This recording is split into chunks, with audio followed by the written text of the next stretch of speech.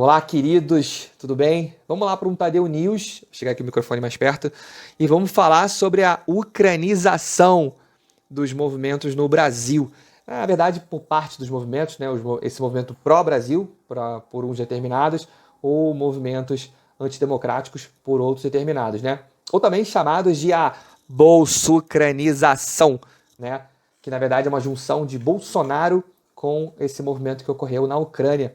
E por isso a utilização da bandeira ucraniana nesse movimento. É importante ressaltar primeiro que quem surgiu com essa ideia foi um político, né, um deputado, que inclusive é um deputado aqui pelo Rio de Janeiro, o mesmo que quebrou a placa da Marielle, eu acho que saiu na mídia nacional, você de qualquer lugar do país deve lembrar disso.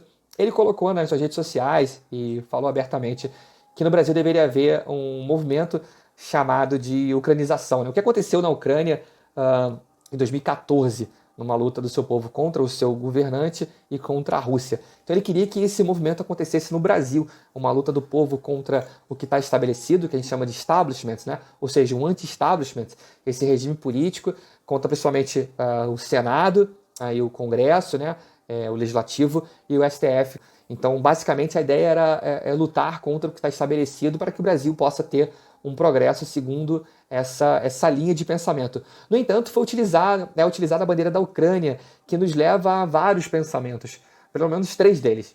Um deles, que é uma relação literal do que significa a construção da bandeira da Ucrânia, e outras 2 relações que a gente pode fazer ilações sobre o que significa, né? Então, de forma simbólica. No primeiro ponto, é importante lembrar que a construção de uma bandeira tem a ver com a identidade de uma nação. É um processo de construção histórica e que gera uma identidade nacional. Então, no caso, vamos pegar, por exemplo, a bandeira do Brasil, né, ali do 19 de novembro de 89, Brasil República. Então, você tem uma bandeira com as estrelas que remetem ao Cruzeiro do Sul, no momento visto aqui do Rio de Janeiro, com na época, 21 estados, e o estado do Pará em cima dos dizeres positivistas, até porque o estado do Pará é o maior estado brasileiro acima da linha do Equador. Então, na verdade, o verde e amarelo das 2 grandes casas. Então, na verdade, é uma identidade. A bandeira da Arábia Saudita, verde por contra as vestes de Maomé, a espada representando a luta e as escritas falando sobre Alá é maior, Alá é único, a espada da direita para a esquerda representando a ordem de leitura dos árabes. Então, aí você vai para a bandeira da Ucrânia, as 2 bandeiras que são representadas aqui, e aí literalmente falando do processo de construção da nação, é a bandeira vermelha e preta.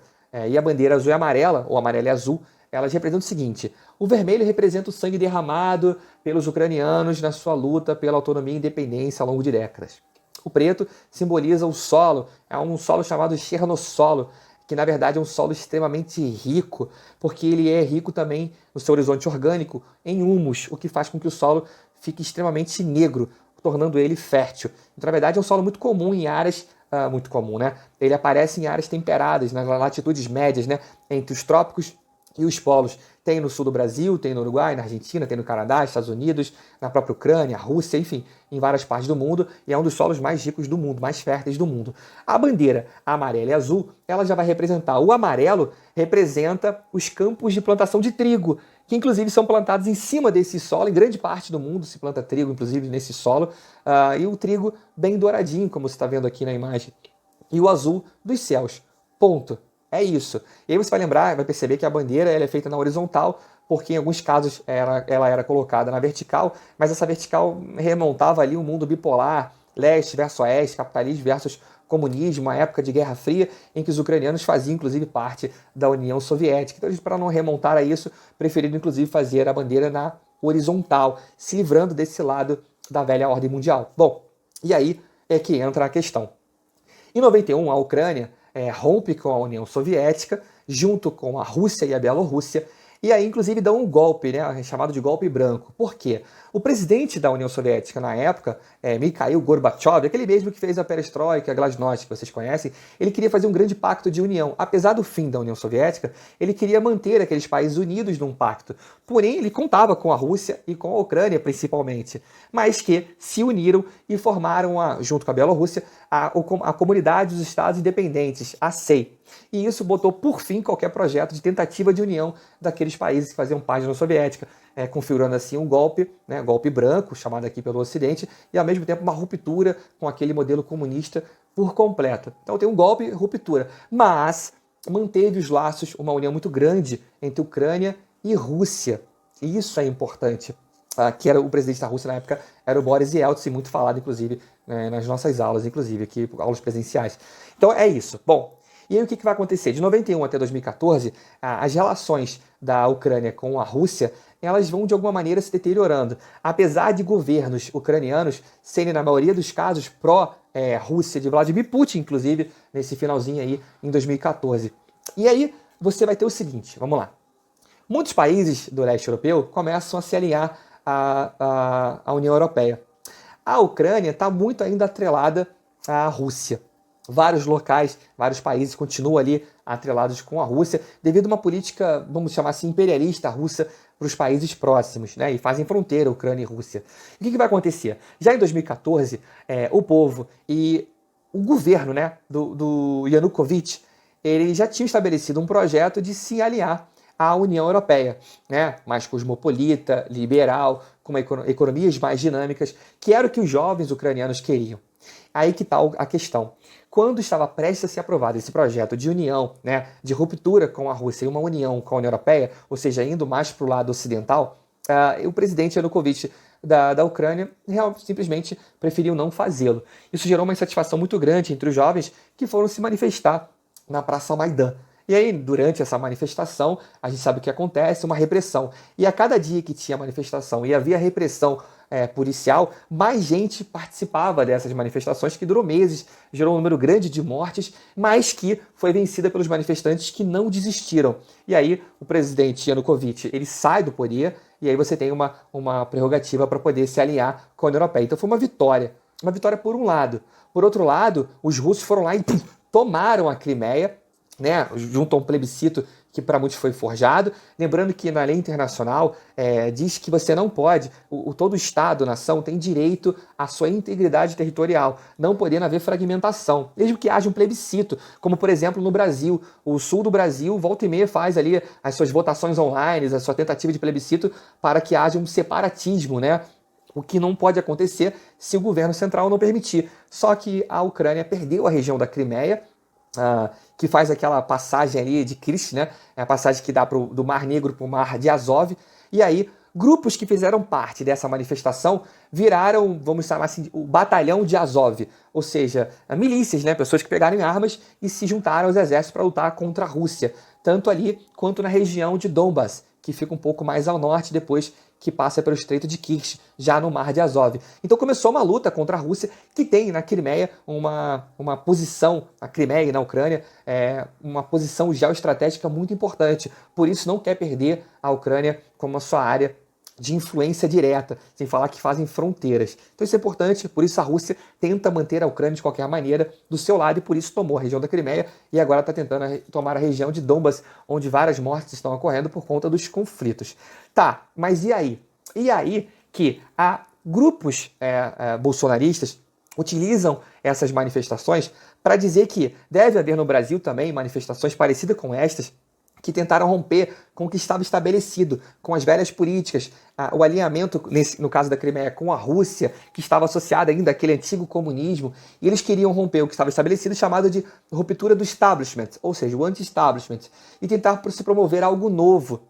Essa é a ideia. E por isso também fala muito na ideia do armamentismo, porque as pessoas pegando em armas, elas conseguem formar milícias e a partir daí lutar pelos seus direitos, o que você pode concordar ou discordar, cabe a você isso. Então nesse caso é o que se coloca, é o que eles falam, é a alusão que eles fazem à bandeira da Ucrânia, ou seja, uma luta popular contra o que estava estabelecido, o anti-establishment, tanto quanto o seu governo, no caso da Ucrânia, que era pró-Rússia, quanto a situação em si de tentar um progresso, alinhando, no caso a Ucrânia, com a União Europeia, e no caso o Brasil, rompendo com essa estrutura política dos poderes no país. Por isso as manifestações da Sarah Winter, dos 300, com a máscara do Jason, com a tocha, remetendo até, em alguns casos, para muitos, a questão da Ku Klux Klan, né, que é um grupo racista. Então, na verdade, essas manifestações contra o regime político e as estruturas, as esferas de poderes